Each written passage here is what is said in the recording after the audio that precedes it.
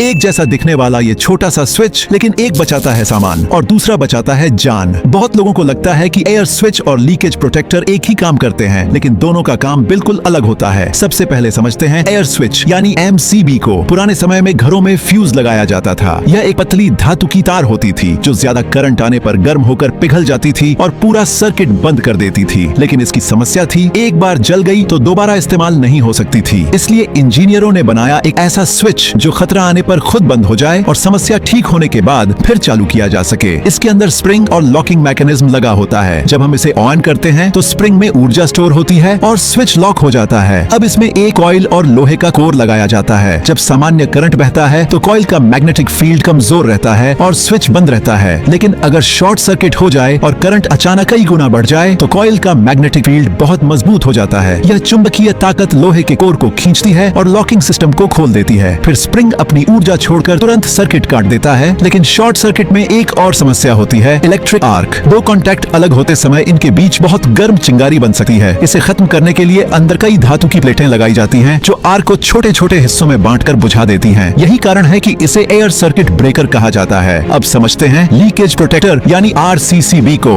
इसका काम short circuit रोकना नहीं बल्कि इंसान को बिजली के झटके से बचाना है। इसके अंदर एक गोल मैग्नेटिक रिंग और कॉइल लगी होती है। सामान्य स्थिति में फेज वायर से जितना करंट बाहर जाता है उतना ही न्यूट्रल वायर से वापस आता है। दोनों के मैग्नेटिक फील्ड एक दूसरे को खत्म कर देते हैं, इसलिए कोई सिग्नल नहीं बनता। लेकिन अगर कोई इंसान गलती से बिजली के संपर्क में आ जाए तो कुछ करंट जमीन में चला जाता है। अब वापस आने वाला करंट कम हो जाता है। इस अंतर की वजह से मैग्नेटिक रिंग में बदलाव होता है और कॉइल में छोटा सा करंट पैदा होता है। यह सिग्नल तुरंत ट्रिप मैकेनिज्म को एक्टिव करता है और बिजली सप्लाई काट देता है। यानी MCB का काम है शॉर्ट सर्किट और ज्यादा करंट से उपकरणों को बचाना। RCCB का काम है लीकेज करंट से इंसान की सुरक्षा करना। दोनों देखने में एक जैसे लगते हैं लेकिन दोनों की जिम्मेदारी अलग है। सब्सक्राइब।